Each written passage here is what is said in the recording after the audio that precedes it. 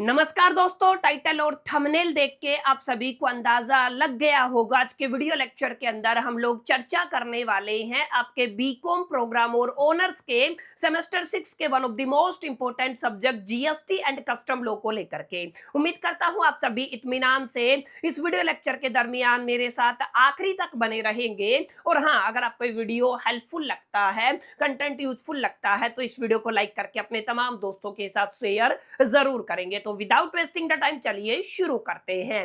My dear friend, जैसा कि आप सभी मेरी स्क्रीन पे देख पा रहे होंगे, आज के वीडियो लेक्चर के अंदर हम आपके जीएसटी के कंप्लीट थ्योरी बेस्ड तमाम इंपॉर्टेंट क्वेश्चंस को काफी डिटेल में, काफी गहराई में जाकर के डिस्कशन करने वाले हैं, जिनके इस बार आपके फाइनल एग्जामिनेशन के अंदर रिपीट होने की प्रोबेबिलिटी, पॉसिबिलिटी, संभावना और चांसेस बहुत ज्यादा रहने वाली है। अब ध्यान दीजिएगा, इस चीज से कोई फर्क नहीं पड़ने वाला।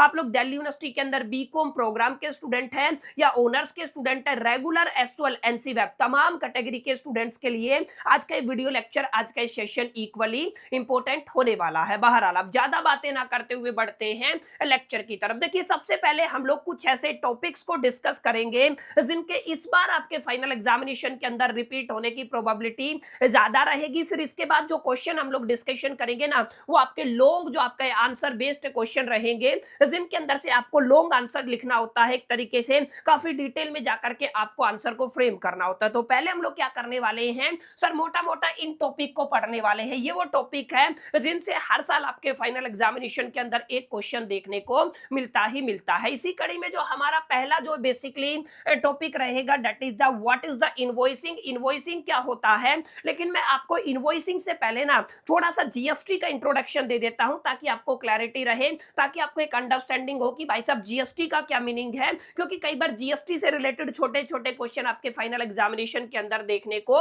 मिलते हैं। तो जैसा कि आप सभी जानते हैं भाई साहब, जीएसटी का जो फुल फॉर्म होता है वो क्या होता है, गुड्स एंड सर्विसेज टैक्स होता है।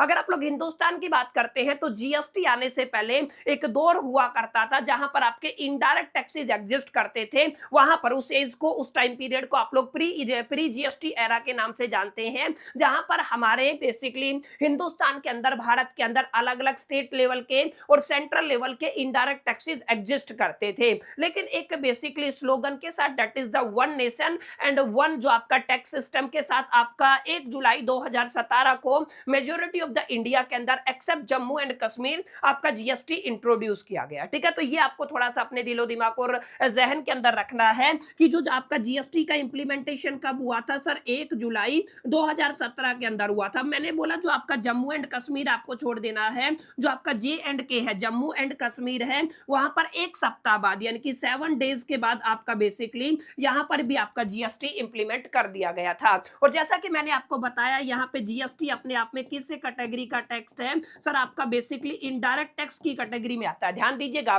दो तरीके के टैक्सेस होते हैं, एक आपका डायरेक्ट टैक्स होता है, एक आपका इनडायरेक्ट टैक्स होता है। ये डायरेक्ट टैक्सेस कौन से होते हैं सर, वो टैक्सेस जिनके बर्डन को बेसिकली शिफ्ट नहीं किया जा सकता है, वो आपके टैक्सेस इनडायरेक्ट टैक्सेस कहलाते हैं। जहां पर आप लोग कहेंगे टैक्स का जो इंसिडेंट है और जो उसका इफेक्ट है वो केवल एक ही इंडिविजुअल के ऊपर रहे, तो वो जो आपका टैक्स है ना, वो आपका डायरेक्ट टैक्स कहलाएगा। माने जहां पे टैक्स के बर्डन को आप लोग शिफ्ट नहीं कर सकते हैं। अमूमन आप लोगों ने अपने 5वें सेमेस्टर के अंदर इनकम टैक्स पढ़ा होगा। इसके अलावा जो कॉर्पोरेट टैक्स होता है ना, वो भी आपका डायरेक्ट टैक्स होता है। लेकिन इनडायरेक्ट टैक्सेस वो टैक्सेस होते हैं जहां पर आप लोग बेसिकली एक पर्सन से दूसरे पर्सन के ऊपर अपने टैक्स के बर्डन को शिफ्ट कर सकते हैं। तो यानी कि आप लोग कहेंगे सर जीएसटी किस नेचर का है सर, इनडायरेक्ट टैक्स की कैटेगरी के अंदर आता है। इसके अलावा याद रखिएगा, एक आपका टैक्स होता है प्रोग्रेसिव, एक होता है आपका रिग्रेसिव। तो जीएसटी आपका कैसा रहने वाला है सर, रिग्रेसिव नेचर का रहेगा। सर प्रोग्रेसिव और रिग्रेसिव का क्या मतलब होता है,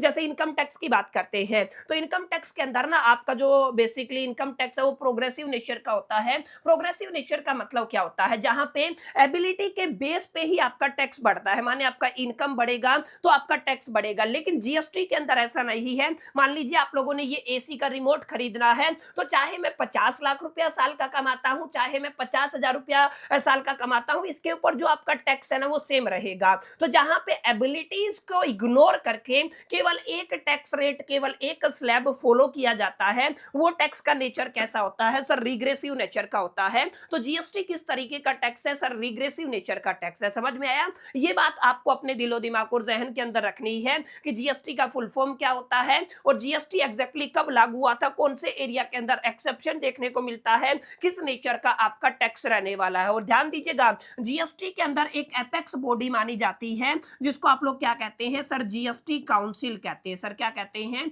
जीएसटी काउंसिल कहते हैं। जीएसटी काउंसिल अपने आप में एक कॉन्स्टिट्यूशनल बॉडी है जिसका निर्माण बेसिकली 79A जो आपका कॉन्स्टिट्यूशन ऑफ इंडिया है उसके अंदर आर्टिकल आता है आपका basically 749, if I am not wrong, ठीक है ना? कितना होता है? 749। तो आपका बेसिकली इसके अंदर है। चलो ये मेरे को कंफर्म नहीं है तो आगे मैं आपको बता दूंगा जैसे रिवाइज होएगा। तो ये आपको याद रखना, जीएसटी काउंसिल अपने आप में एक कॉन्स्टिट्यूशनल एपेक्स बॉडी होती है जीएसटी के केस में, ठीक है ना? जो बेसिकली मेजर डिसीजन लेती है, जो आपके नीति नियम सिद्धांत को डिसाइड करती है, स्लैब रेट्स को डिसाइड करती है, एग्जम्पशंस को डिसाइड करती है। तमाम चीजों का काम कौन देखता है? मोटा मोटा आप लोग कहेंगे जीएसटी काउंसिल देखेगा, ठीक है? और एक इंपॉर्टेंट बात और आपको बता देता हूं, जीएसटी जब आप लोग इंप्लीमेंट करते हैं ना, तो आज के टाइम पे जीएसटी को इंप्लीमेंट करने में एक बड़ा रोल है ना, वो टेक्नोलॉजी का है, वो इंटरनेट का है, ठीक है? अब इसके पीछे जीएसटी का जो भी आप लोग काम देखते हैं, चाहे वो आपको जीएसटी कैलकुलेट करना हो, चाहे वो आपका जीएसटी पे करना हो,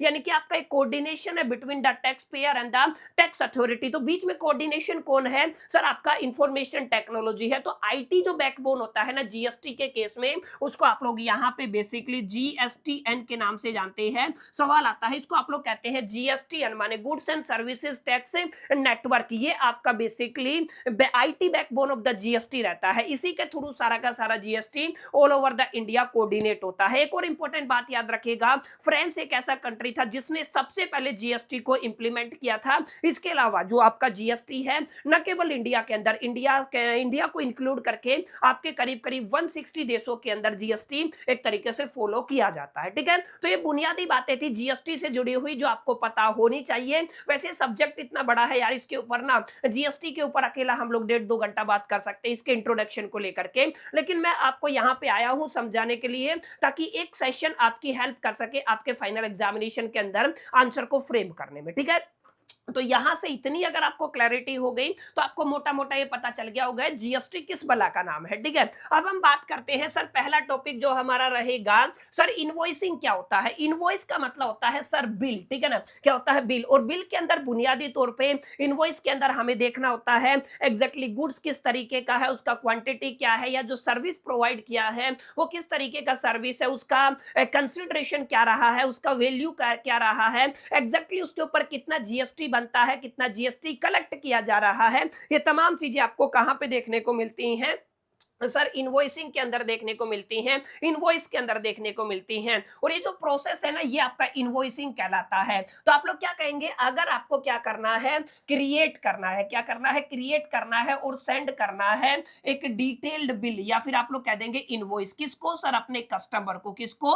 कस्टमर को। फॉर द गुड्स सोल्ड, जो आपका सामान बिका है या जो भी सर्विस प्रोवाइड किया है, यानी कि किसी भी गुड्स या सर्विसेज के लिए किसी भी कस्टमर को आपको बिल बना करके भेज है। तो जो भेजने का प्रोसेस होता है ना, बनाने से लेकर के भेजने का जो प्रोसेस होता है सर, वो क्या कहलाता है सर? वो आपका इनवॉइसिंग कहलाता है। ये आपको थोड़ा सा अपने दिलो दिमाग और जहन के अंदर रखना है। वो प्रोसेस क्या कहलाएगा सर? आपका इनवॉइसिंग कहलाएगा। इनवॉइस के अंदर क्या क्या होता है मैंने बताया था, आपका इनवॉइस नंबर होगा, ठीक है ना? आपका name and the contact information of the seller and buyer होगा। ध्यान दीजिएगा, सेलर की भी इंफॉर्मेशन होती है, बायर की भी इंफॉर्मेशन होती है। इसके अलावा इसका जो आपका basically GSTIN number, GSTIN number क्या होता है? आप सभी ने पढ़ा होगा जीएसटीआईएन नंबर। जीएसटीआईएन नंबर का मतलब क्या होता है? Goods and service tax identification number. जो भी पर्सन रजिस्टर्ड पर्सन होता है उसको टैक्स डिपार्टमेंट की तरफ से, जीएसटी डिपार्टमेंट की तरफ से एक नंबर अलॉट किया जाता है जिसको आप लोग क्या कहते हैं? आपका goods and service tax identification number. और ये नंबर जस्टिफाई करता है कि जो पर्सन है वो रजिस्टर्ड पर्सन है, वो किसी भी गुड्स के ऊपर और सर्विसेज के ऊपर जिसके ऊपर अलो किया गया है जीएसटी, वो बेसिकली कस्टमर से कलेक्ट करके, और अगर वो फॉरवर्ड चार्ज मैकेनिज्म के अंदर है तो गवर्नमेंट को पे कर सकता है। ठीक है, तो ये आपको याद रखना है। आपका किस डेट को इशू किया गया है, आपके गुड्स किस तरीके के हैं या सर्विसेज जो आपने प्रोवाइड की है, उसका डिस्क्रिप्शन होना जरूरी है, क्वांटिटी प्राइस के साथ होना जरूरी है। अगर टैक्सेस लगते हैं तो उन टैक्सेस की बेसिकली अमाउंट वहां पे मेंशन होनी चाहिए, टोटल अमाउंट ड्यू कितना है, पेमेंट टर्म आपके पास होनी चाहिए, यानी कि ड्यू डेट क्या है, लेट फीस क्या है। ये बुनियादी तौर पे कुछ कुछ ऐसी चीजें हैं जो इनवॉइसिंग के अंदर डाली जाती हैं। ये इनवॉइसिंग आपकी हेल्प करती है, सबसे बड़ी बात आपका सेल्स को ट्रैक करने के लिए, टाइमली पेमेंट के लिए, और आपको मेंटेन करना है लीगल एंड फाइनेंशियल रिकॉर्ड को। तो वहां पे आपका इनवॉइस काफी हद तक मैं बेसिकली आपकी हेल्प करता है। अभी यहाँ पे ध्यान दीजिएगा, एक शब्द होता है इनवॉइस के अलावा जिसको आप लोग क्या कहते हैं, टैक्स इनवॉइस कहते हैं। माने ऐसे गुड्स या सर्विसेज जिनके ऊपर टैक्स लगता है, जीएसटी पे किया जाता है, उसको आप लोग टैक्स इनवॉइस कहते हैं। और ये जो टैक्स इनवॉइस है ना, ये काफी हद तक मदद करता है आईटीसी को क्लेम करने के लिए। यानी कि अगर आप लोग आईटीसी क्लेम करना चाहते हैं तो आपके पास क्या होना चाहिए सर, आपके पास एक वैलिड इनवॉइस होना चाहिए। तो आईटीसी को क्लेम करने के लिए भी आपका इनवॉइस सबसे ज्यादा आपकी मदद करता है, ये बेस डॉक्यूमेंट माना जाता है। दैट्स व्हाई यहाँ पे ये काफी अहम, इंपॉर्टेंट और जरूरी योगदान प्ले करने वाला है। ठीक है, तो आई होप कि इसका एक मोटा मोटा क्लैरिटी आपको मिल गया। तो यहां से सवाल आता है तो आप लोग एक बेस तैयार करके ना इसको अच्छे से फ्रेम कर सकते हैं। ठीक है, अच्छा आईटीसी का फुल फॉर्म क्या होता है सर? आईटीसी का फुल फॉर्म होता है आपका इनपुट टैक्स क्रेडिट, ये आपको याद रखना है। इसको आप लोग क्या बोलते हैं सर? आईटीसी। आईटीसी का मतलब होता है input tax credit. Input tax credit का बेसिकली कॉन्सेप्ट कुछ इस तरीके का होता है। पहले होता था आपका एक इफेक्ट जिसको आप लोग क्या कहते हैं, आप लोग कास्केडिंग इफेक्ट कहते हैं। सर क्या कहते हैं? कास्केडिंग इफेक्ट कहते हैं। कास्केडिंग इफेक्ट का एक डिसएडवांटेज ये था कि सर कास्केडिंग इफेक्ट की वजह से ना जो आपका प्रोडक्ट है उसके ऊपर है ना अलग अलग लेवल पे मल्टीपल टाइम जीएसटी लगता रहता, सॉरी मल्टीपल टाइम टैक्स लगता रहता था, और फाइनली टैक्स बर्डन बहुत बढ़ जाता था। और वो सारा का सारा टैक्स बर्डन किसके ऊपर शिफ्ट होता था सर? कस्टमर के ऊपर शिफ्ट होता था, और कुल मिलाकर के गुड्स का जो वैल्यू है ना वो बहुत हद तक बढ़ जाता था। तो ये आपका टैक्स के ऊपर जब टैक्स लगता है ना तो उस इफेक्ट को आप लोग क्या कहते हैं? कास्केडिंग इफेक्ट कहते हैं। और उसके सॉल्यूशन के लिए कॉन्सेप्ट इंट्रोड्यूस किया गया जिसको आप लोग आईटीसी कहते हैं, यानी कि इनपुटेड टैक्स क्रेडिट सिस्टम। ठीक है, तो दोनों बातें आपको पता होनी चाहिए, कास्केडिंग इफेक्ट क्या होता है और आपका ITC input tax credit system क्या होता है। इनपुट टैक्स क्रेडिट सिस्टम का मतलब है जब आपने एक प्रोडक्ट खरीदा, जैसे मान लीजिए मैं बेसिकली रिटेलर हूं, ठीक है ना, तो मैंने होलसेलर से रिमोट खरीदा होगा। अब जब मैंने होलसेलर से रिमोट खरीदा तो वहां पे मैंने एक अमाउंट जीएसटी का पे किया, इसको बेचते टाइम मैंने जीएसटी अपने कस्टमर से कलेक्ट किया। ठीक है, मान लीजिए कस्टमर से मैंने 50 रुपया कलेक्ट किया, 30 रुपया मैंने ऑलरेडी पे किया, तो मेरा रिस्पॉन्सिबिलिटी केवल 20 का बनेगा ना, क्योंकि 30 तो मैं ऑलरेडी पे कर चुका हूं, 50 मैंने कलेक्ट किया, तो मैं कितना पे करूंगा? केवल 20 पे करूंगा। तो ये जो कास्केडिंग इफेक्ट एक तरीके से रिड्यूस हुआ, ये जो आपका कॉन्सेप्ट है ना कि आपका जो बेसिकली आपका आउटवर्ड सप्लाई और इनवर्ड सप्लाई को आप लोग माइनस करते लायबिलिटी को, तो ये जो आपका बेसिकली कॉन्सेप्ट है ये क्या कहलाता है सर? ये आपका आईटीसी कहलाता है। ठीक है, तो इसको आपको अच्छे से अपने दिलो दिमाग और जहन के अंदर रखना है। आई होप कि पहला कॉन्सेप्ट आपको क्लियर रहा होगा, समझ में आया होगा इनवॉइसिंग से जुड़ा हुआ क्वेश्चन किस तरीके से टैकल किया जाता है। इसके अलावा आपका एक कॉन्सेप्ट रहता है, ध्यान दीजिएगा, जिसको आप लोग क्या कहते हैं सर? जीएसटी रिटर्न कहते हैं। जीएसटी रिटर्न का मतलब क्या होता है? लेट अस से एक पर्सन है जो आपका टैक्सेबल पर्सन है, या फिर आप लोग कहेंगे टैक्सेबल की जगह मैं आपको कह देता हूं उसको बेसिकली यहां पर ना आपका वो कैसा है सर? वो आपका रजिस्टर्ड पर्सन है। कैसा है? रजिस्टर्ड पर्सन है। वो उस रजिस्टर्ड पर्सन का अपना एक जीएसटी की टर्म में टैक्स लायबिलिटी बनता है। सर क्या बनता है?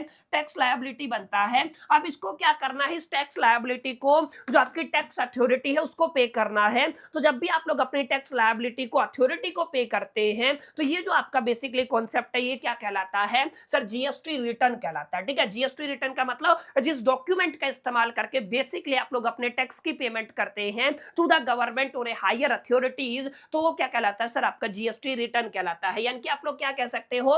आप लोग कह सकते हो जीएसटी रिटर्न अपने आप में is a document that tax payer registered under the goods and services tax law has to file with the tax authorities of the India. समझ में है ना, यानी कि जो आपका इसको फाइल करना पड़ेगा टैक्स अथॉरिटीज ऑफ इंडिया को, ताकि वो क्या पे कर सके सर, उसकी जो टैक्स लायबिलिटी बनती है उसको पे कर सके। समझ में आया? तो इस चीज को आपको अपने दिलो दिमाग और जहन के अंदर रखना है। अब ध्यान दीजिएगा, जो आपका जीएसटी रिटर्न है ना, उसके अंदर क्या क्या चीजें इंक्लूड होती हैं सर। एक तो आपका आउटवर्ड सप्लाई होता है, ठीक है, एक आपका इनवर्ड सप्लाई होता है सर, आपका एक जीएसटी कलेक्टेड एंड जो आपका पेड होता है, इसके अलावा आपको आपने जो क्लेम किया है आईटीसी वो होता है, इसके अलावा आपका एक tax liability and the payment detail होता है। कुल मिलाकर के ये जानकारी आपके पास होनी चाहिए। आउटवर्ड सप्लाई का मतलब क्या है? आउटवर्ड सप्लाई का मतलब लेट अस से कोई भी पर्सन है जिसको मैं अमित मान लेता हूं, ये आपका कोई भी रिटेलर है, ठीक है ना, इसने क्या किया है, होलसेलर से माल खरीदा है, ठीक है, किससे खरीदा है सर, आपका होलसेलर से खरीदा है,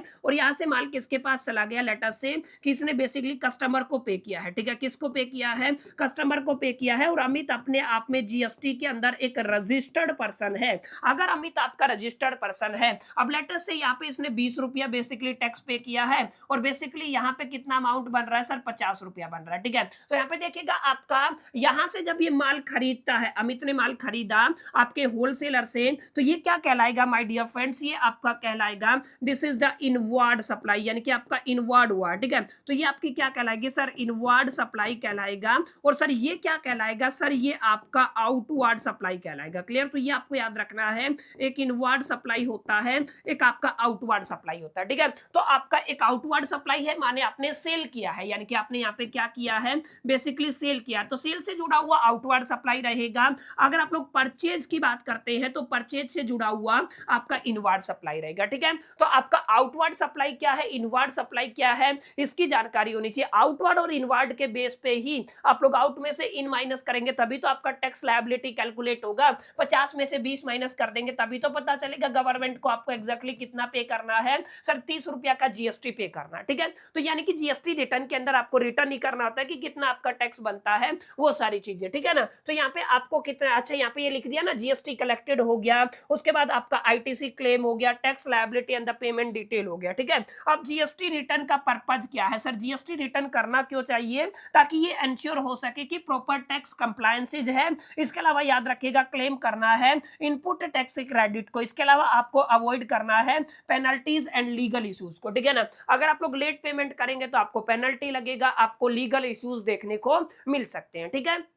क्लियर रहा? इतनी बातें समझ में आई होप कि इस चीज का क्लैरिटी रहा होगा। तो दूसरा टॉपिक है जिससे सवाल आता है कि सर जीएसटी रिटर्न क्या होता है, ठीक है। अब यहाँ पे ध्यान दीजिएगा, इस पॉइंट के अंदर मेंशन नहीं किया गया। अच्छा, एक इंपॉर्टेंट बात और है, अब कुछ क्वेश्चन ऐसे हैं जो मैं हमेशा आपको एडिशनली प्रोवाइड करता हूं, माने मैंने पीपीटी के अंदर डाले नहीं हुए हैं। काफी मल्टीपल चैनल्स है जिन्होंने रिसेंटली वीडियोस पोस्ट किए हैं, और उन्होंने क्या किया है, एज इट इज हमारी इस पीपीटी को कॉपी कर लिया है। माने जो पहले क्वेश्चन मैंने कराए, जैसे मैंने पहले शॉर्ट नोट वाले क्वेश्चन कराए हैं, उसने वो as it is question last के अंदर डाल दिए, और जो मेरे जो important question long answer type question है वो पहले करा दिए। तो काफी ऐसे कॉपी कैट यूट्यूब के ऊपर टीचर, सो कॉल्ड टीचर्स हैं जो हमारे कंटेंट को कॉपी कर रहे हैं, तो आपको थोड़ा सा उनसे बचना है। और अगर आपको लगता है तो डेफिनेटली आप उनको बोल सकते हैं। इस तरीके से बिना किसी परमिशन के किसी के कंटेंट को कॉपी करना, चोरी करना गलत बात है, ठीक है। तो काफी क्वेश्चन ऐसे रहेंगे जो पीपीटी के अंदर नहीं है, लेकिन मैं आपको समझाने वाला हूं, जिनका एक्सप्लेनेशन आपको चैट जीपीटी नहीं देगा, चैट जीपीटी गलत ही देगा, ठीक है।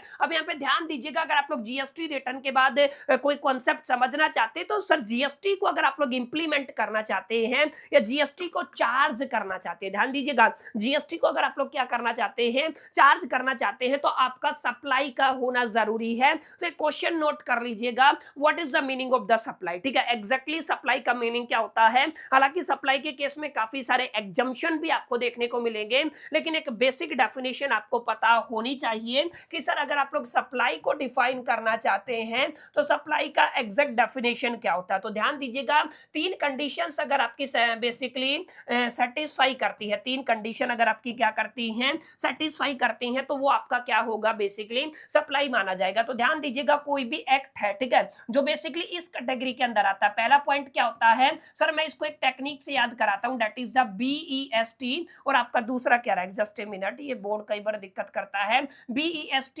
L2DR, इसको मैं कहता हूं बेस्ट लैडर। क्या कहता हूं? Best ladder. तो ध्यान दीजिएगा, आपका पहला कंडीशन क्या है कि कोई भी जो इवेंट हुआ है, कोई भी जो ट्रांजैक्शन हुआ है, वो बेसिकली किसके अंदर आना चाहिए? बेस्ट लैडर के अंदर आना चाहिए। बी का मतलब होता है बार्टर, ई का मतलब होता है एक्सचेंज, एस का मतलब होता है सेल्स, टी का मतलब होता है ट्रांसफर, एल का मतलब होता है लीज और एल का मतलब होता है लाइसेंस। दो बार आपका एल है, ठीक है। डी का मतलब होता है डिस्पोजल और आर का मतलब होता है रेंटल। कुल मिलाकर के इनके अंदर से कोई भी एक्टिविटी हुआ है तो पहली कंडीशन को सेटिस्फाई करेगा सप्लाई होने की, ठीक है। अगर आप लोग दूसरे पॉइंट की बात करते हैं तो सर दूसरा पॉइंट यहां पे होना चाहिए कि उसके साथ कंसीडरेशन हो। कंसीडरेशन का मतलब क्या है सर? उसकी वैल्यू होनी चाहिए, यानी कि something for something is called the consideration, यानी कि उसकी एक वैल्यू होनी चाहिए, उसकी एक बेसिकली अमाउंट होनी चाहिए, और उसको आगे जाके आप लोग कोर्स ऑफ फर्दरेंस के लिए या बिजनेस पर्पस के लिए यूज करें, ठीक है ना। तो ये तीनों कंडीशन अगर आपकी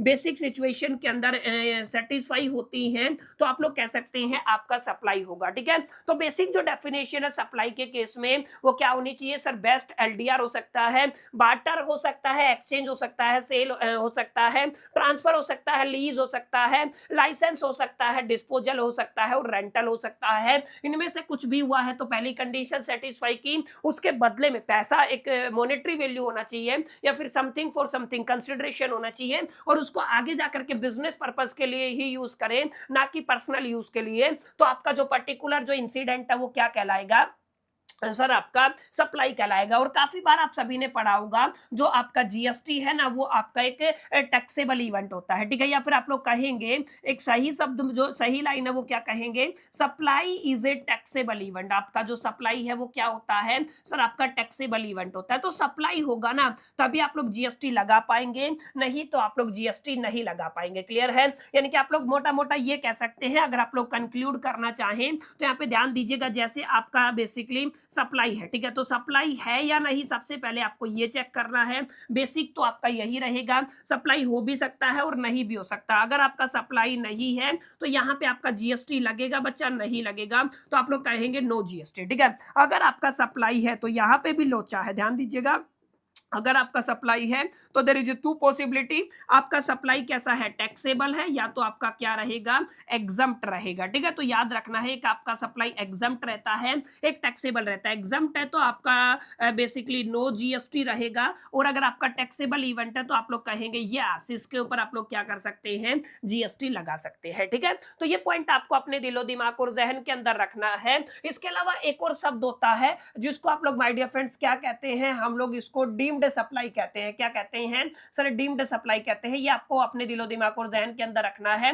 डीम्ड सप्लाई का मतलब ऐसी सप्लाई जो इस कंडीशन को सेटिस्फाई नहीं करती है, लेकिन फिर भी उसको लो क्या कहता है? जीएसटी डिपार्टमेंट क्या कहता है? ये सप्लाई होगा और इसके ऊपर जीएसटी लगेगा। ध्यान रखिएगा, डीम्ड सप्लाई के अंदर हम लोग सप्लाई को कंसीडर करते हैं, सप्लाई मानते हैं, यानी कि ऐसे इवेंट जिनके अंदर कंसीडरेशन नहीं होता। याद रखिएगा, क्या नहीं होता है? कंसीडरेशन है ही नहीं। समझ में आया? यानी कि कंसीडरेशन देखने को नहीं मिलता है, और जहां पे कंसीडरेशन देखने को नहीं मिलता है फिर भी वो सप्लाई माना जाता है, तो वो क्या कहलाएगा सर? वो आपका डीम्ड सप्लाई कहलाएगा, ठीक है। तो याद रखिएगा, डीम्ड सप्लाई के केस में अब यहां पे मैं आपको एक केस याद दिला देता हूं। अगर आप लोग हमारे रेगुलर व्यूअर होंगे, बीकॉम कॉर्नर से पूरा सिलेबस कंप्लीट किया होगा तो आप सभी जानते होंगे, मैंने बताया था इंपोर्टेशन ऑफ द सर्विस। या अगर आप लोग इंपोर्ट ऑफ सर्विस करते हैं, क्या करते हैं? इंपोर्ट ऑफ सर्विस करते हैं, तो यहाँ पे हमारे पास दो सिनेरियो बन जाते हैं, with the consideration, without the consideration. अगर विद द कंसिडरेशन है तो वो डेफिनेटली सप्लाई होगा।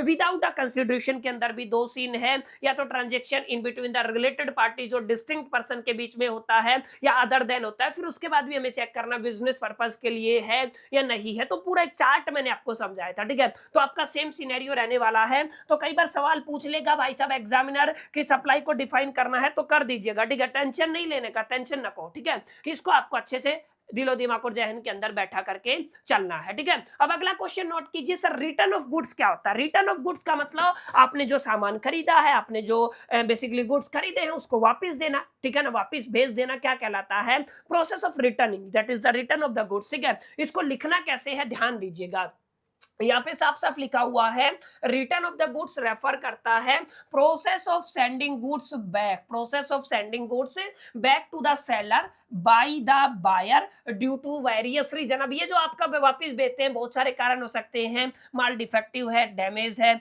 इनकरेक्ट आइटम डिलीवर हो गया है, ज्यादा क्वांटिटी में चला गया है, क्वालिटी इतनी गंदी है जो एक्सपेक्ट नहीं की गई थी। तो बुनियादी तौर पे कारण है जिनकी वजह से आपको गुड्स को रिटर्न करना पड़ सकता है, गुड्स को वापस भेजना पड़ सकता है। इसी को आप लोग क्या कहते हैं, रिटर्न ऑफ द गुड्स कहते हैं। ठीक है, इसको भी आपको याद रखना है। अब टाइप ऑफ द रिटर्न के अंदर एक आपका परचेज रिटर्न होता है, एक आपका सेल्स रिटर्न होता है। ठीक है, एक आपका परचेज रिटर्न है, एक आपका सेल्स रिटर्न है। परचेज रिटर्न क्या होता है, when a buyer return the goods to the supplier और ए वेंडर। जब भी कोई भी बायर है अपने गुड्स को रिटर्न करता है सप्लायर या वेंडर को, तो क्या कहलाता है, वो रिटर्न गुड्स क्या, परचेज गुड्स कहलाता है। और जब भी कोई भी कस्टमर रिटर्न करता है अपने गुड्स को सेलर को, तो वो क्या कहलाएगा सर, वो आपका सेल्स रिटर्न कहलाएगा। तो याद रखिएगा कि आपका परचेज रिटर्न होता है, एक सेल्स रिटर्न होता है। नॉट डिफिकल्ट टास्क, बिल्कुल एक बार गो थ्रो करेंगे आपको समझ में आ जाएगा, बिल्कुल इजी टू अंडरस्टैंड, ये आपके नोट्स रहने वाले हैं। सबसे जरूरी बात है सर, एग्जम्प्ट गुड्स क्या होते हैं, this is going to be very very important.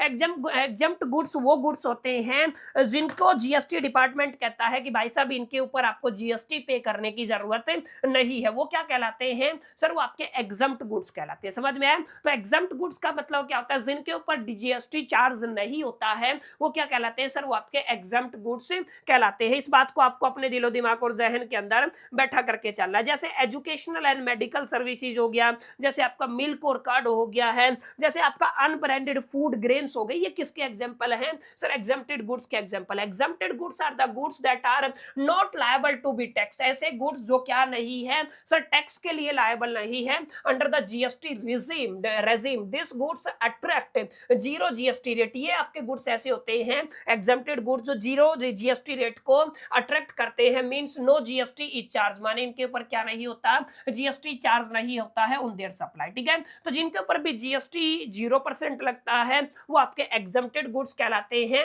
और याद रखिएगा यहां पे इसके की पॉइंट्स की बात करते हैं तो no output GST is charge on the exempted good, ये हम लोग पढ़ चुके हैं। अच्छा, एग्जम्प्टेड गुड्स के ऊपर आईटीसी इनपुट टैक्स क्रेडिट आप लोग क्लेम नहीं कर सकते हैं, ये आपको याद रखना। ठीक है, तो यहाँ पे सबसे बड़ा क्या है सर, नो आईटीसी, माने आपको कोई आईटीसी इनपुट टैक्स क्रेडिट देखने को नहीं मिलेगा। ठीक है, और याद रखिएगा ये जो गुड्स है ना, ये आपके जीरो रेटेड सप्लाई से डिफर करते हैं। सर कैसे डिफर करते हैं, ध्यान दीजिएगा, यहाँ पे एग्जम्प्टेड गुड्स के अंदर आप लोग आईटीसी क्लेम नहीं कर सकते। ठीक है, लेकिन जीरो रेटेड सप्लाई के अंदर भी आपका बेसिकली आपका जीएसटी तो जीरो रहेगा, लेकिन वहां पे आप लोग आईटीसी को क्लेम कर सकते हैं। ये बुनियादी डिफरेंस है, इसको आपको याद रखना है। फ्रेश फ्रूट हो गए या वेजिटेबल्स हो गए, आपके अनब्रांडेड फूड ग्रेन्स हो गए, ठीक है ना, ये सारे एग्जांपल है। एजुकेशनल और मेडिकल सर्विसेज हो गई, बुक एंड प्रिंटिंग मटेरियल हो गया, मिल्क और कार्ड हो गया, ये सभी किसके अंदर आते हैं सर, ये सभी आपके एग्जम्प्ट गुड्स के अंदर आते हैं।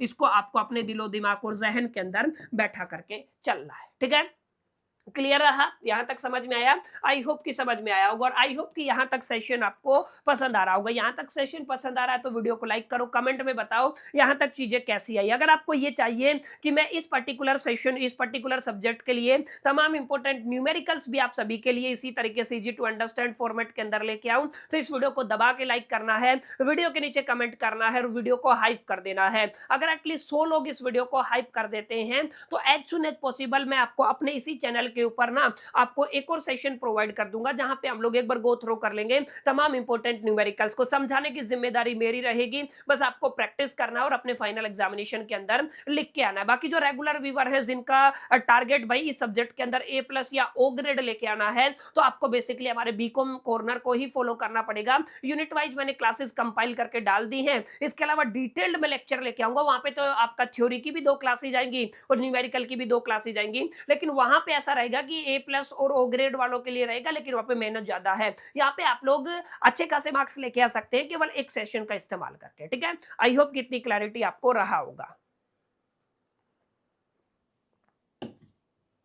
ठीक है, चलिए आगे चलते हैं। अगला क्वेश्चन है mixed supply of the goods. ध्यान रखिएगा, एक आपका मिक्स्ड सप्लाई होता है, एक आपका कंपोजिट सप्लाई होता है, दोनों से सवाल आता है। एक मिक्स्ड सप्लाई है और दूसरा क्या है, दूसरा सर आपका कंपोजिट सप्लाई है। दोनों से एक सवाल आता ही आता है। मिक्स्ड सप्लाई का मतलब क्या होता है, ऐसी बेसिकली सप्लाई या फिर आप लोग कहेंगे ऐसी सप्लाई, ऐसे गुड्स जिनको आप लोगों ने मिक्स किया है, जिनको इंडिविजुअल लेवल पे बेचा जा सकता था, लेकिन उन्होंने कंबाइन करके आपने उनको बेचा है, ठीक है। यानी कि मोटा मोटा आप लोग क्या कह सकते हैं, मिक्स सप्लाई रेफर करता है कॉम्बिनेशन ऑफ द टू और मोर इंडिविजुअल गुड्स और सर्विसेज। ध्यान रखिएगा, दो या दो से ज्यादा आपके गुड्स या सर्विसेज का कॉम्बिनेशन देखने को मिलता है, किसके अंदर, मिक्स सप्लाई के अंदर, जिनको एक साथ बेचा जाता है but can be sold separately, जिनको आप लोग क्या कर सकते हैं, सेपरेटली सोल्ड कर सकते हैं, and are not naturally bundle, और जिनको आप लोग नेचुरली बंडल नहीं किया है, जिनको जो नेचुरली बंडल नहीं होते हैं आपने उनको बंडल किया है, वो क्या कहलाता है सर, आपका मिक्स्ड सप्लाई कहलाता है। अब यहाँ पे मैंने साथ साथ एक और बताया सर, दूसरा कौन सा रहेगा सर, आपका एक सप्लाई रहेगा जिसको आप लोग क्या कहेंगे सर, कंपोजिट सप्लाई कहेंगे। कंपोजिट सप्लाई के अंदर भी आप लोग क्या करते हैं, बेसिकली यहाँ पे ना आपको क्या देखने को मिलेगा, यहाँ पे दो या दो से ज्यादा इंडिविजुअल गुड्स आपने बेचे हैं और यहाँ पे आप लोग सेपरेटली भी सेल कर सकते हैं, लेकिन कई बार क्या होता है, कुछ कुछ ऐसी चीजें होती हैं जिनको सेपरेटली सेल कर पाना इम्पॉसिबल होता है। जैसे एग्जांपल देता हूं, मान लीजिए आप लोग यहाँ पे एग्जांपल लेते हैं मिक्स गुड का, तो आपने एक दिवाली के लिए गिफ्ट पैक करवाया, ठीक है, जिसके अंदर आपने चॉकलेट डाला, जिसके अंदर आपने परफ्यूम डाला, जिसके अंदर आपने ड्राई फ्रूट्स डाले। अब मैं मान के चलता हूं चॉकलेट के ऊपर 18%, इसके ऊपर 28% और इसके ऊपर 12% जीएसटी है। अब इनको आप लोग इंडिविजुअल लेवल पे सेल कर सकते हो, ठीक है, और ये आपके नेचुरली बंडल नहीं है, नेचुरली बंडल नहीं है, तो ये जो आपका सप्लाई है ये किस कैटेगरी के अंदर चला जाएगा सर, मिक्स्ड सप्लाई के अंदर चला जाएगा। लेकिन कुछ कुछ ऐसी चीजें होती हैं जो नेचुरली बंडल्ड होती है। सर एग्जांपल दीजिए, जैसे मान लीजिए मैंने आपका ये मैक्सअप का डिजिटल बोर्ड खरीदा, ठीक है, आप लोग क्या कहेंगे, आपका मैक्सअप बोर्ड मैंने खरीदा है, ठीक है, अब इस पे इंडिविजुअल लेवल पे कंपनी की तरफ से मेरे को 3 ईयर का वारंटी मिला, जैसे आप लोग क्या कहेंगे सर, मेरे को क्या मिला, 3 ईयर का वारंटी मिला, ठीक है। अब ये क्या कहते हैं, अगर मैं 5,000 रुपया एक्स्ट्रा पे करता हूं, मैं क्या करता हूं 5,000 रुपीज एक्स्ट्रा पे करता हूं, तो उस पर्टिकुलर केस में मेरे को 2 साल का एडिशनल वारंटी मिल जाएगा, ठीक है, क्या मिल जाएगा, एडिशनल वारंटी मिल जाएगा। अब ध्यान दीजिएगा, अगर मैं केवल ऐसा चाहूं कि मेरे को क्या करना है, मैक्सअप का बोर्ड नहीं खरीदना लेकिन केवल वारंटी खरीदना, क्या पॉसिबल है, पॉसिबल नहीं है, लेकिन ये आपका नेचुरल बंडल है। क्या है सर, आपका ये नेचुरल बंडल है, और आपको यहाँ पे इंडिविजुअल नहीं देखने को मिलेगा। इंडिविजुअल आप लोग वारंटी को सेल कर सकते हो, किसकी वारंटी नहीं कर सकते ना, तो ये आपका नेचुरल बंडल हो गया। जहां पे भी नेचुरल बंडल बनता है ना, उसको आप लोग क्या कहते हैं सर, उसको आप लोग कंपोजिट सप्लाई कहते हैं। 101% सवाल आता ही आता है, मेक श्योर करके इसको नोट कर लीजिएगा, ठीक है। तो जहां पर भी आप लोग दो या दो से ज्यादा इंडिविजुअल गुड्स या सर्विसेज को कंबाइन करके एक साथ बेचते हैं, हालांकि उनको सेपरेटली बेचा जा सकता था, वो नेचुरली बंडल नहीं है, वो आपकी मिक्स्ड सप्लाई कहलाएगा। और ध्यान रखिएगा, अगर आपका कंपोजिट सप्लाई है ना, तो कंपोजिट सप्लाई के अंदर आपका एक प्रिंसिपल आइटम रहेगा, प्रिंसिपल आइटम के बिना आप लोग दूसरे आइटम को नहीं खरीद सकते हैं, तो वो जो आपका सप्लाई है वो कंपोजिट सप्लाई कहलाएगा। और कंपोजिट सप्लाई के केस में जो आपका प्रिंसिपल आइटम है, ध्यान रखिएगा, जो आपका क्या है सर, आपका प्रिंसिपल आइटम है, उसके ऊपर जो जीएसटी लगेगा ना, वही आपका जीएसटी रेट कंसीडर होगा, लेकिन यहाँ पे आपको सेपरेटली सारी चीजें देखने को मिलती है। तो यहाँ पे ये जो आपका सप्लाई है किसके लिए है सर, सिंगल प्राइस के लिए है, हर आइटम इंडिपेंडेंट है and not related to others, ये भी ऑब्वियस सी बात है। Highest tax rate among the item, अब इनमें से सबसे ज्यादा कितना टैक्स रेट है, 28% है, तो जीएसटी कितना पकड़ लेंगे भाई साहब, आपका जीएसटी आप लोग 28% पकड़ लेंगे, ठीक है, is applicable to the entire mix supply. अब इसके ऊपर 28% पूरे के ऊपर लगेगा, यानी कि आपका सबके ऊपर कितना लगेगा, 28% लगेगा, ठीक है। और कंपोजिट सप्लाई के अंदर जो प्रिंसिपल आइटम होता है ना, प्रिंसिपल गुड्स या सर्विस होता है, उसी का जो टैक्स रेट होगा ना, वही कंसिडरेशन में लेके आया जाएगा, ठीक है, समझ में आया। तो यहां से सवाल आएगा, 101% आएगा कि आपका मिक्स्ड सप्लाई क्या होता है, कंपोजिट सप्लाई क्या होता है। इस चीज को आपको दिल दिमाग जहन के अंदर बैठा करके चलना है। समझ में आया इतना, आई होप कितनी क्लैरिटी आपको हो गया होगा। अब अगला टॉपिक पढ़ेंगे सर, चालान रिकंसिलेशन। चालान रिकंसिलेशन क्या होता है, ध्यान दीजिएगा।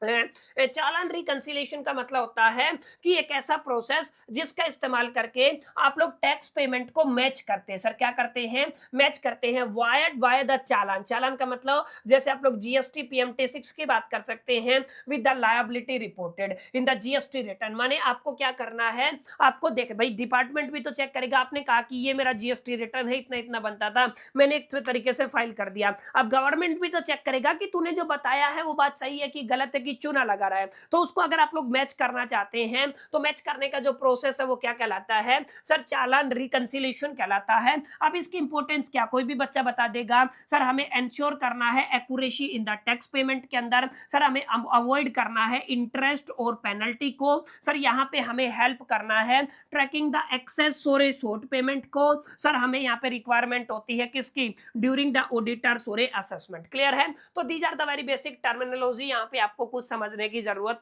नहीं है। Now it's time to understand very interesting topic that is the ITC, input tax credit system, या फिर आईटीसी। आईटीसी का मतलब क्या होता है आपको यहाँ पे बताना है, आईटीसी सेट ऑफ का मतलब क्या है, ठीक है ना। लेकिन मैंने क्या बताया है, आईटीसी का भी मीनिंग आपको पता होना चाहिए। जब भी आप लोग आपकी आउटवर्ड सप्लाई के अंदर जो टैक्स लायबिलिटी है और जो आपका इनवर्ड सप्लाई के अंदर जो आपने टैक्स लायबिलिटी पे किया है, इनवर्ड सप्लाई के अंदर जो टैक्स लायबिलिटी आपने पे किया है उसको आप लोग एडजस्ट करते हो अगेंस्ट द आउटवर्ड सप्लाई, तो ये आपका सेटिंग ऑफ कहलाता है, ठीक है। यानी कि आप लोग क्या कहेंगे, आप लोग कह सकते हैं सेटिंग ऑफ का मतलब होता है एक ऐसा प्रोसेस जहां पे आप लोग एडजस्ट करते हैं GST paid on the purchase, यानी कि इनपुट सप्लाई के ऊपर जो आपने जीएसटी पेड किया है against the GST payable on the sale और आउटपुट सप्लाई, ठीक है ना।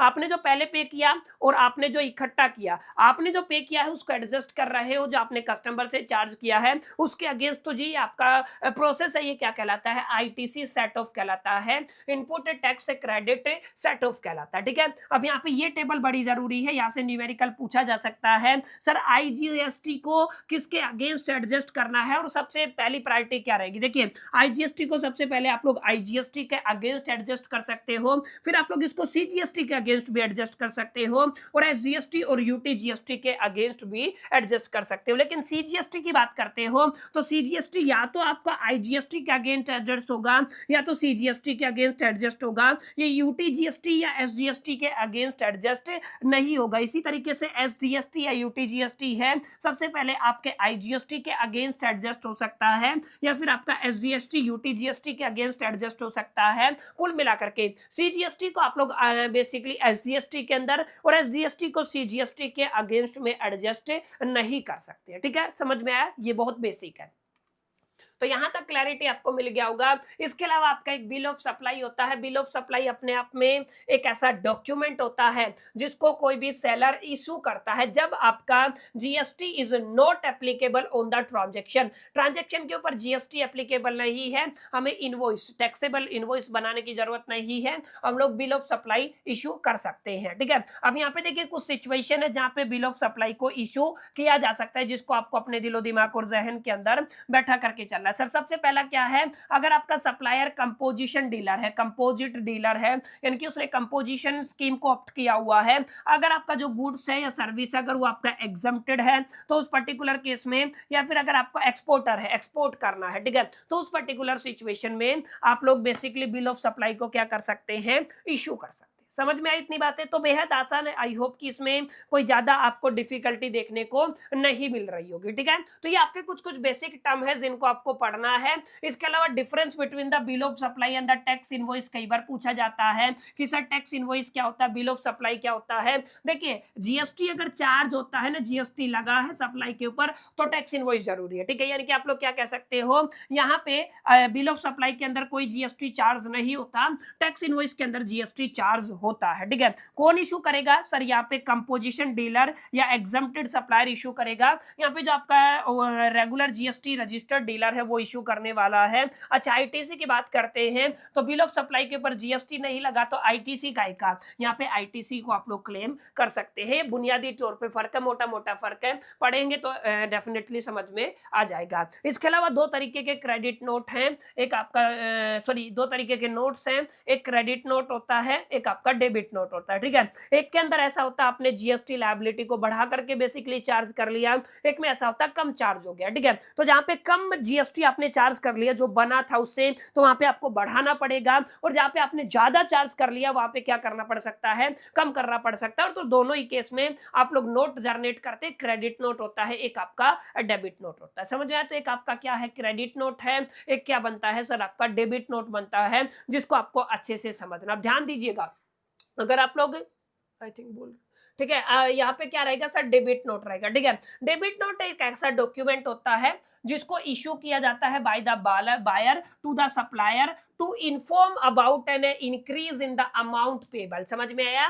यानी कि आपको क्या करना है, एक जो आपका बायर है वो क्या करेगा, सप्लायर को बेसिकली इशू करेगा। ठीक है ना, एक ऐसा डॉक्यूमेंट जिसको बायर इशू करता है सप्लायर को, क्योंकि आपका जो जीएसटी रेट है उससे बढ़ा करके अमाउंट एक तरीके से सप्लायर ने चार्ज कर लिया था। यूजुअली ये इशू किया जाता है when goods received are of a inferior quality और ए डैमेज। या तो आपका गुड्स क्वालिटी इंफीरियर क्वालिटी का है, या फिर डैमेज है, या quantity of a goods received is less than the order, या क्वांटिटी कम रह गई है, there is a need to increase the price of the goods. अगर आपको प्राइस ऑफ द गुड्स को इंक्रीज करने की जरूरत है और a services due to the some reason agreed upon. ठीक है, इस सिचुएशन के अंदर या when the buyer return the goods and expected a refund of एक एडजस्टमेंट। ठीक है ना, या फिर आपका बायर रिटर्न कर देता है, उस केस में भी आप लोगों को बेसिकली क्या इशू करना पड़ सकता है, डेबिट नोट इशू करना पड़ सकता है। वहीं अगर आप लोग क्रेडिट नोट की बात करते हैं तो क्रेडिट नोट एक ऐसा डॉक्यूमेंट होता है जिसको सप्लायर इशू करता है, किसके लिए सर, बायर के लिए,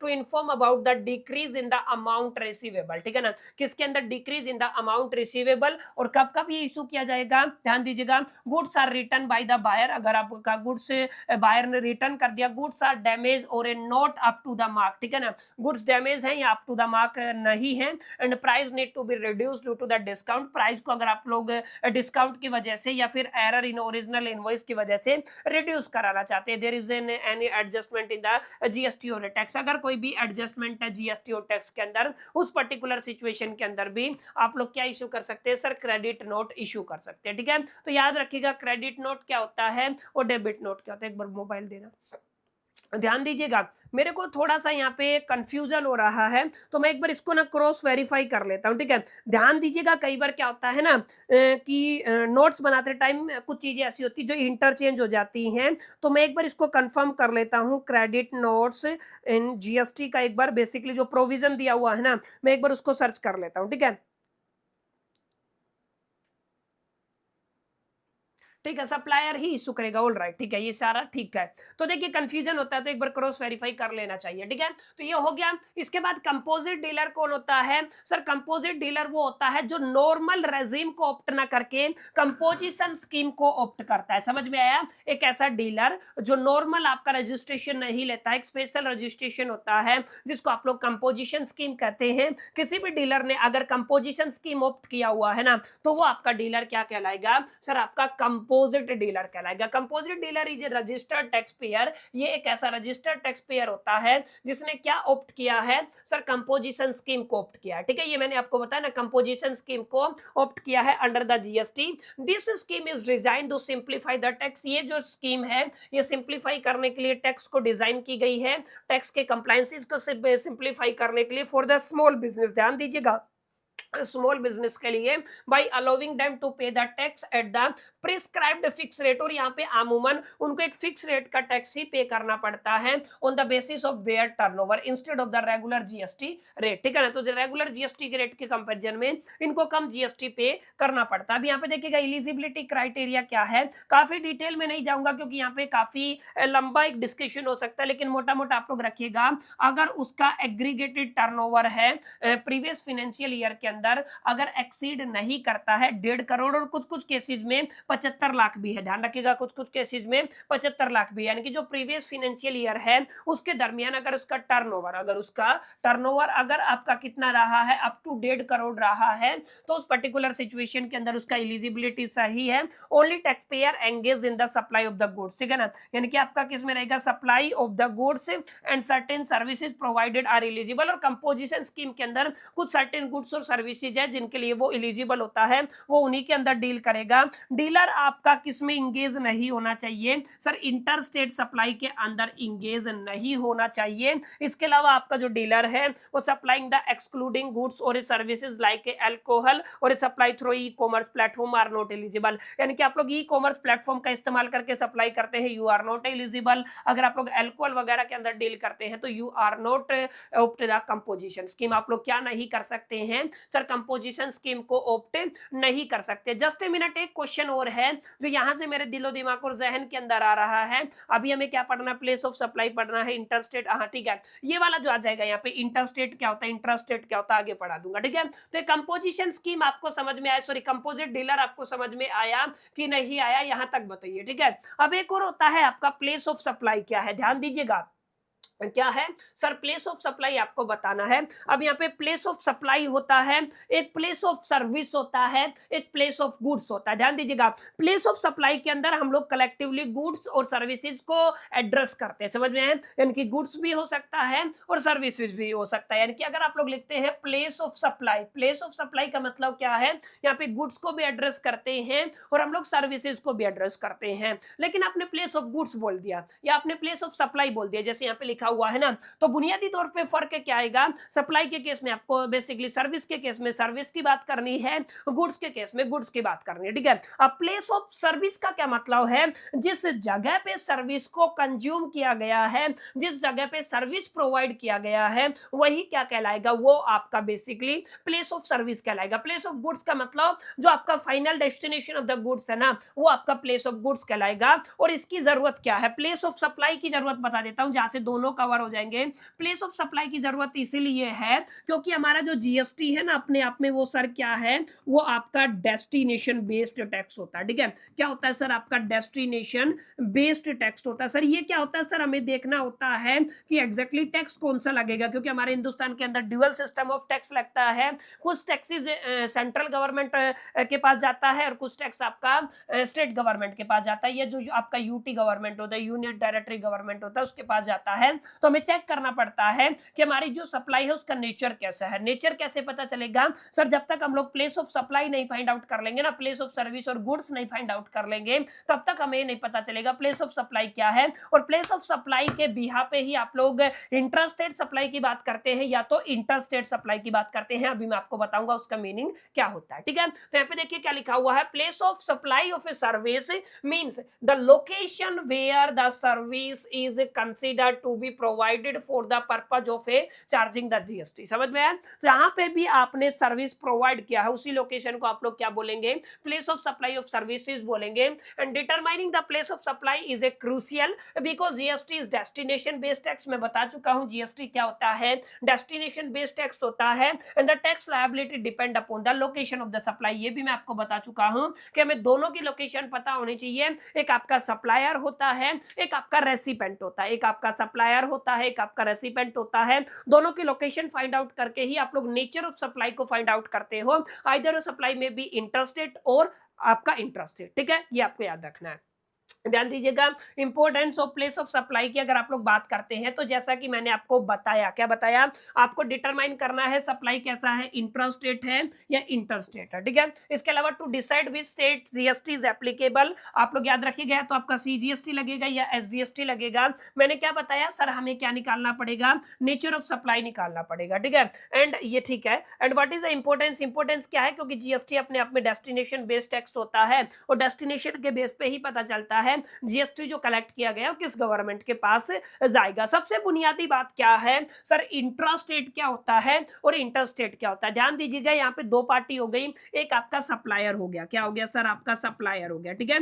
याद रखिएगा, एक क्या हो गया सर, आपका सप्लायर हो गया है और एक आपका क्या हो गया सर, आपका रेसिपेंट हो गया है। क्या हो गया है, रेसिपेंट हो गया। चलो नया पेज ले लेता हूं, वहां से थोड़ा डिटेल में समझा दूंगा, ठीक है। तो यहाँ पे ध्यान से समझिएगा, एक क्या है सर, आपका सप्लायर है, ठीक है ना, और दूसरी पार्टी को क्या कह रहे हो आप लोग, सर हम इसको रेसिपेंट कह रहे हैं। याद रखना, दूसरी पार्टी क्या है सर, दूसरी पार्टी हमारे पास रेसिपेंट है, जो भी रिसीव करता है, ठीक है ना। तो आप लोग क्या कहेंगे सर, दूसरी पार्टी हमारे पास क्या है, रेसिपेंट है। अब ध्यान क्या देना है, ध्यान ये देना है, जैसे एक एग्जांपल से आपको मैं क्लैरिफाई करता हूं, ठीक है। यहाँ से सप्लायर से जो सप्लाई कहां पे गया सर, रेसिपेंट के पास गया, ठीक है। अब यहाँ पे दो पॉसिबिलिटी है। यहाँ पे पहली पॉसिबिलिटी तो क्या है सर, ये भी बंदा हरियाणा का है और सप्लाई भी कहां पे हुआ हुआ है सर? हरियाणा के अंदर हुआ है, ठीक है। कहाँ पे हुआ है सर? हरियाणा के अंदर हुआ है। अगर ऐसा होता है तो ये आपका सेम स्टेट हो गया है। क्या हो गया है सर? ये जो सप्लाई है ये किसके अंदर हुआ है सर? सेम स्टेट के अंदर हुआ है। और अगर आपका supply in between the same state होता है तो आपका जो सप्लाई का जो नेचर है ना, वो आपको याद रखना है। सप्लाई का नेचर रहने वाला है इंट्रा स्टेट। क्या रहेगा सर? आपका इंट्रा स्टेट सप्लाई रहेगा। समझ में आया? अगर आप लोग with in the same state supply करते हैं तो वो क्या रहेगा? इंट्रा स्टेट रहेगा। और जब भी आपका इंट्रा स्टेट रहेगा ना तो दो आपके टैक्स लगेंगे। सबसे पहला आपका स्टेट यानी कि आप लोग सेंट्रल टैक्स लगेगा, सीजीएसटी लगेगा, उसके बाद आपका आईजीएसटी लगेगा। अच्छा, ये स्टेट ना हो करके अगर आपका मान लीजिए यूनियन टेरिटरी हो जाए, क्या हो जाए? यूनियन टेरिटरी हो जाए। अगर आपके सेम यूनियन टेरिटरी के अंदर यानी कि आप लोग क्या कह रहे हैं, सेम यूनियन टेरिटरी के अंदर ये सीन होता है तो यहाँ पर भी दो टैक्स लगेंगे। एक तो आपका सीजीएसटी लगेगा, central goods and services tax लगेगा, लेकिन इसके अलावा जो आपका स्टेट था उसकी जगह क्या आ जाएगा सर? यूटीजीएसटी आ जाएगा। समझ में आया? हालांकि कंसीडर ये भी क्या होगा सर? ये सप्लाई कैसा है सर? इंट्रा स्टेट है, ठीक है। तो याद रखिएगा। अच्छा, जैसे मान लीजिए आपने एक स्टैंडर्ड रेट ले लिया है, लेट अस से आपका 18% है, ठीक है। तो इस सिचुएशन के अंदर क्या होगा सर? 9% आपके बेसिकली किसके पास चला जाएगा? सीजीएसटी के पास चला जाएगा। और 9% किसके पास चला जाएगा? एसजीएसटी के पास चला जाएगा। सेम सिनेरियो यहाँ पे रहेगा। 9% आपका किसके पास जाएगा? सीजीएसटी के पास। और आपका बेसिकली 9% किसके पास जाएगा? आईजीएसटी के पास जाएगा। क्लियर? तो कुछ इस तरीके का सिनेरियो है। लेकिन वहीं अगर आप लोग इसका अपोजिट एक एग्जांपल ले ले, जैसे मैंने मान लिया सप्लायर आपका हरियाणा का है, ठीक है ना, और आप लोगों ने माल कहां पे भेजा है सर? राजस्थान के अंदर भेजा है। तो यहाँ पे सप्लाई बदल गया है। सप्लाई का जो recipient of the supplier and the recipient of sorry place of supply of the recipient and the place of supply of the आप लोग क्या कहेंगे? रेसिपेंट। ये दोनों डिफरेंट है। इनके सप्लायर और जो रेसिपेंट का लोकेशन अलग है। सीधा समझो, ठीक है ना। तो इस पर्टिकुलर सिचुएशन के अंदर ये जो आपकी सप्लाई है ये क्या कहलाएगी सर? ये आपकी इंटर स्टेट कहलाएगी। सर क्या कहलाएगी सर? इसको आप लोग इंटर स्टेट सप्लाई के नाम से जानेंगे, ठीक है।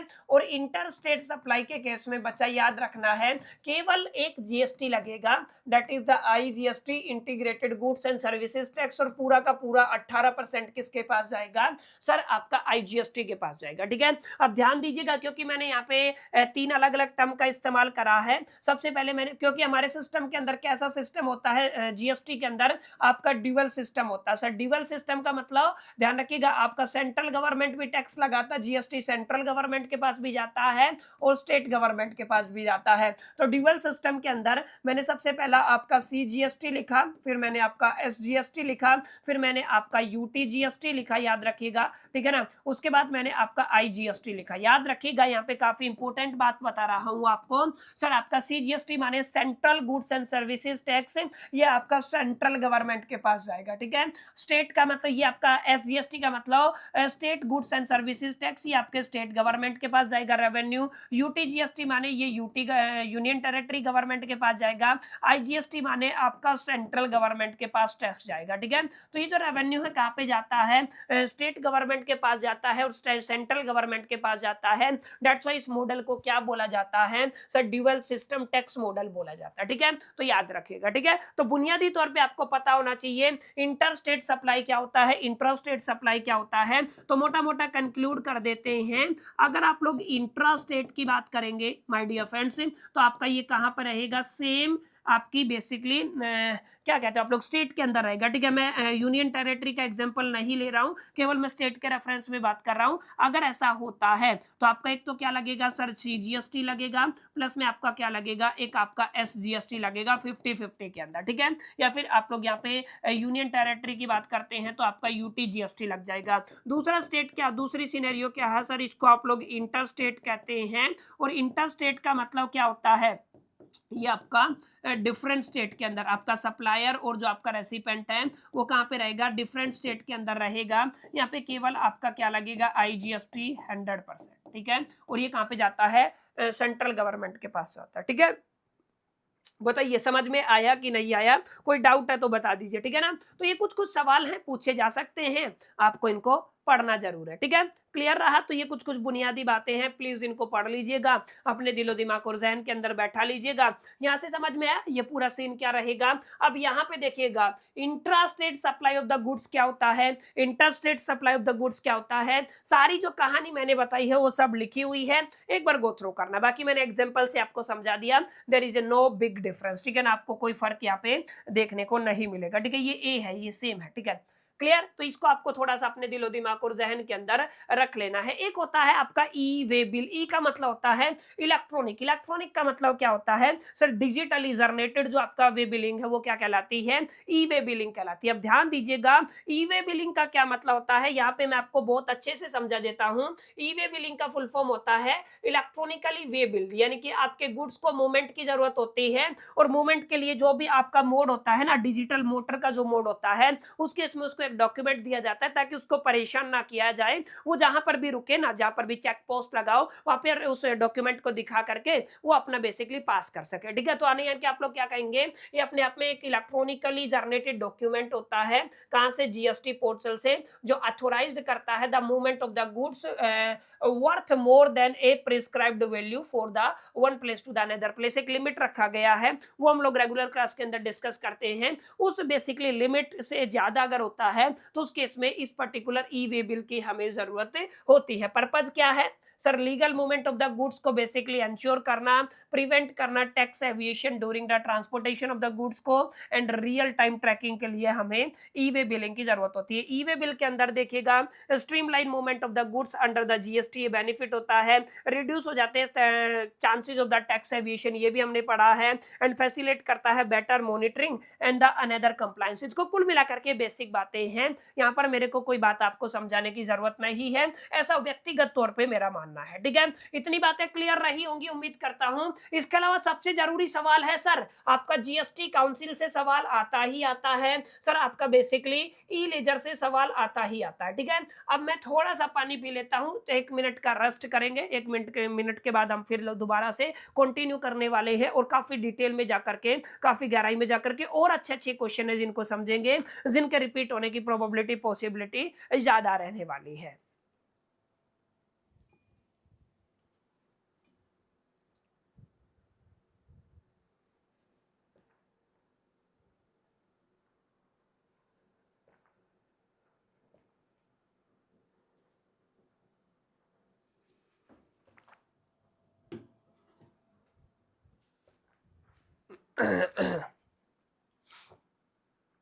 और अगेन मैंने जैसा कि मैंने बताया, हम लोग यहाँ पर केवल जीएसटी के इंपॉर्टेंट क्वेश्चंस को ही प्रैक्टिस करेंगे, ठीक है ना।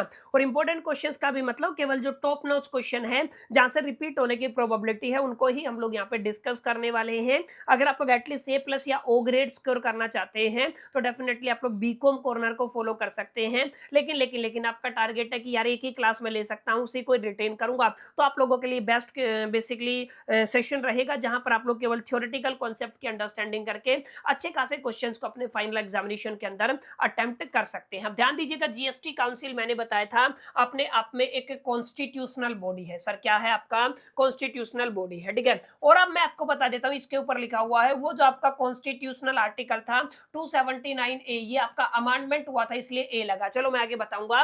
तो जीएसटी काउंसिल अपने आप में एक ऐसा कॉन्स्टिट्यूशनल बॉडी होता है जिसको एस्टेब्लिश किया गया था अंडर द आर्टिकल 279A, ठीक है। कॉन्स्टिट्यूशन के अंडर द आर्टिकल 279A के अंडर इसको कॉन्स्टिट्यूट किया गया था, और on the recommendation of the goods and services tax across the India, यानी कि ये किससे रिलेटेड इश्यूज को देखता है, जीएसटी से रिलेटेड इश्यूज को देखता है, ठीक है। तो ये आपका जीएसटी काउंसिल हो गया है।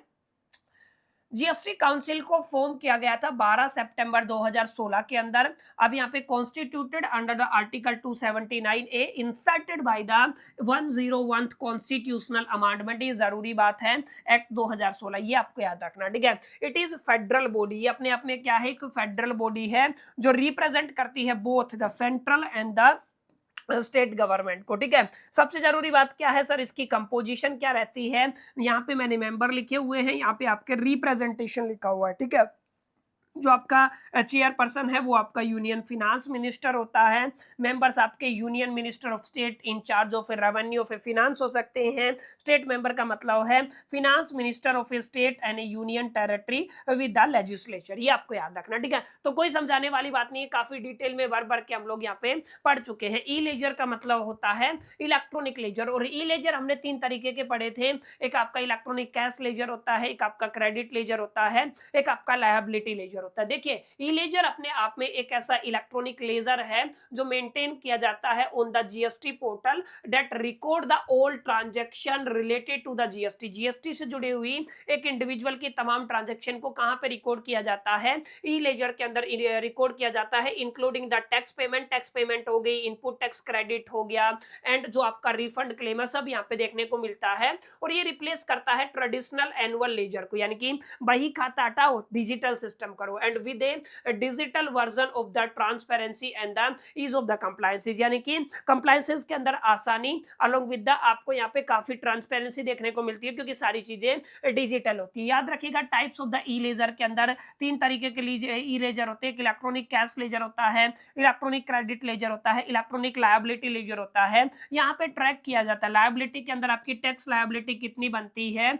Including the output tax and the interest payable, ठीक है ना। सब चीजें आपकी जो लायबिलिटी है वो यहाँ पे देखने को मिलेगी। और क्रेडिट लेजर का माने आपका जो आईटीसी है वो यहाँ पे रिफ्लेक्ट होगा, ठीक है, यानी कि आपका इलेक्ट्रॉनिक क्रेडिट लेजर। अब मान लीजिए आपका जो लायबिलिटी बनता है 10,000 बनता है, ठीक है। अब आपके पास आईटीसी कितना पड़ा हुआ है, 7,000 पड़ा हुआ है। अब आपको 10,000 पे करना, 3,000 की कमी है, तो आप लोग कैश जमा करके ना आप लोग अपनी पेमेंट कर सकते हैं। जहां पे आप लोग कैश जमा करते वो क्या होता है, इलेक्ट्रॉनिक कैश लेजर होता है, यानी कि record all the cash deposit made by the tax payer for the GST payment. समझ आया? तो ये बेसिक बातें हैं, इनको एक बार पढ़ना है, पढ़ करके अपने दिलो दिमाग और जहन के अंदर बैठा लेना, ठीक है। तो इसको अगर आप लोग पढ़ेंगे तो 101% आपको एक क्लैरिटी मिलने वाला है। यहां तक उम्मीद करता हूं आपको क्लैरिटी रहा होगा। अब हम थोड़ा आगे बढ़ेंगे, काफी चीजें ऐसी रहेंगी जो रिपीट होंगी, काफी चीजें ऐसी रहेंगी जो आपने पढ़ रखी होंगी। तो आपको क्या करना है, मेक श्योर करके एक एक चीज को अपने दिलो दिमाग और जहन के अंदर बैठा करके चलना है, ठीक है। अब यहाँ पे ध्यान दीजिएगा। अगला बड़ा क्वेश्चन है, सर आपको बताना है आपका जीएसटी क्या होता है, ठीक है, उसके साइलेंट फीचर्स क्या हैं, उसके अलावा आपको बताना है इसके बेनिफिट्स क्या हैं। तो ये मैंने शुरू में ही बता दिया था। सर जीएसटी की बात करते हैं तो अपने आप में ये आपका comprehensive multi stage and the destination based indirect tax होता है, ठीक है, जो लेवी किया जाता है हर एक value addition of a goods और सर्विसेज के ऊपर। इसने बतेरे जो आपके मल्टीपल इनडायरेक्ट टैक्सेस थे, जैसे आपका वैल्यू एडिशन टैक्स हो गया, जैसे आपका सर्विस टैक्स हो गया, जैसे आपका एक्साइज ड्यूटी हो गया, इन सबको रिप्लेस कर दिया था। एंड इसका एम क्या था, uniformity on the entire country into a single common market. मैंने बताया था वन नेशन वन टैक्स के स्लोगन के साथ इसको इंट्रोड्यूस किया गया था। और मेजरली हिंदुस्तान के अंदर क्या बताया था मैंने, सर 1 जुलाई 2017 को एक्सेप्ट द जम्मू कश्मीर इसको इंप्लीमेंट कर दिया गया था। किस कैटेगरी का टैक्स है, सर ये आपका इनडायरेक्ट कैटेगरी का टैक्स है, ठीक है ना। यानी कि आप लोग क्या कहेंगे, सर इनडायरेक्ट टैक्स रहेगा। इसके अलावा आप लोग लिख सकते हैं सर अपने आप में ये क्या है, डेस्टिनेशन बेस्ड टैक्स रहता है। तो आप लोग क्या कहेंगे, सर आपका ये क्या रहेगा, सर डेस्टिनेशन बेस्ड टैक्स रहता है। इसके अलावा मैंने आपको एक शब्द समझाया था जिसको आप लोग क्या कहते हैं, सर इसका नेचर कैसा होता है, रिग्रेसिव नेचर का ये टैक्स होता है। ये कुछ ऐसी बुनियादी बातें। अच्छा, इसको कलेक्ट किया जाता है, कलेक्टेड बाय इंटरमीडिएटर। इनको कौन कलेक्ट करता है, इंटरमीडिएटर, ठीक है ना। तो आप लोग क्या कहेंगे, सर आपका इंटरमीडिएटर्स इसको क्या करते हैं, कलेक्ट करते हैं, ठीक है। तो ये कुछ बुनियादी बातें हैं जिनको आपको पढ़ना है, अपने दिलो दिमाग और जहन के अंदर बैठा करके चलना है। ये मैं पढ़ा चुका हूं, ठीक है। ये देखिए, ये अपने आप में कॉम्प्रिहेंसिव टैक्स होता है, ठीक है ना। ये अपने आप में डेस्टिनेशन बेस्ड टैक्स है।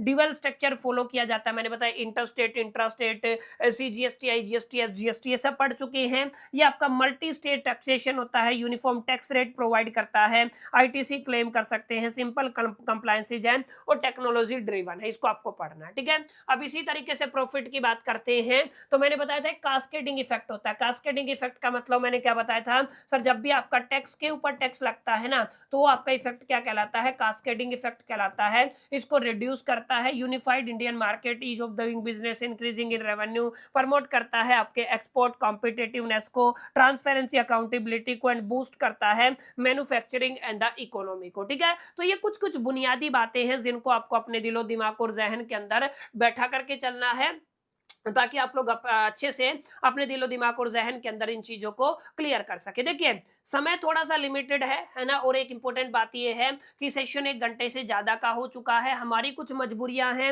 1 घंटे से ज्यादा सेशन को हम लोग लंबा नहीं खींचेंगे, तो ऐसा कर लेता हूँ, ठीक है ना। काफी समय पहले, जैसे आज आई थिंक 26 तारीख हो गया, 31 को बेसिकली हमारा क्या रहेगा, पेपर रहेगा, तो आज ही के दिन में इस वीडियो को पोस्ट करा देता हूँ, और ये हमारा पार्ट 1 मान लीजिए, यानी कि आपके इंपॉर्टेंट थ्योरी का ये कौन सा रहेगा सर, पार्ट 1 रहेगा। ये क्या है सर, आपका पार्ट 1 है। अब इसके बाद आपको एक और पार्ट देखने को मिलेगा, दैट इज द पार्ट 2। कल मैं उसको बेसिकली अपने चैनल के ऊपर डलवा दूंगा, ठीक है ना। पार्ट 1 और पार्ट 2 को अगर आप लोग अटेम्प्ट कर लेते हैं, आई एम 100% डैम श्योर आप लोग इस पेपर के अंदर न केवल पास हो सकते हैं बल्कि अच्छे मार्क्स लेके आ सकते हैं और फोड़ सकते हैं, ठीक है। बाकी आपको कब चाहिए, अगर थोड़ा डिले चाहिए तो मैं डिले कर दूंगा, कमेंट करके जरूर बताइएगा कि आपको इस पर्टिकुलर सेशन का सेकंड पार्ट कब चाहिए। अलॉन्ग विद आपको मेरे को बताना है कि न्यूमेरिकल भी चाहिए, कमेंट सेक्शन में पूरा स्पैम हो जाना चाहिए, इस वीडियो के ऊपर कम से कम 100 लोगों को हाइप करना है। अगर आप लोग ऐसा करते हैं तो मैं इसका ये पीडीएफ भी आपको एज इट इज प्रोवाइड कर दूंगा। उम्मीद करता हूं छोटा सा सेशन आपको पसंद आया होगा, वीडियो आपको अच्छा लगा होगा। वीडियो अगर आपको अच्छा लगा तो इस वीडियो को लाइक जरूर कर दीजिएगा, दोस्तों के साथ शेयर करना मत भूलिएगा। पहली दफे चैनल पे आए हैं तो सब्सक्राइब करके बेल आइकन को जरूर प्रेस कर दीजिएगा। इस वीडियो के अंदर इतना ही, मिलते हैं नेक्स्ट वीडियो के अंदर, जब तक के लिए मैं तो सोल दी bye, still the keep learning.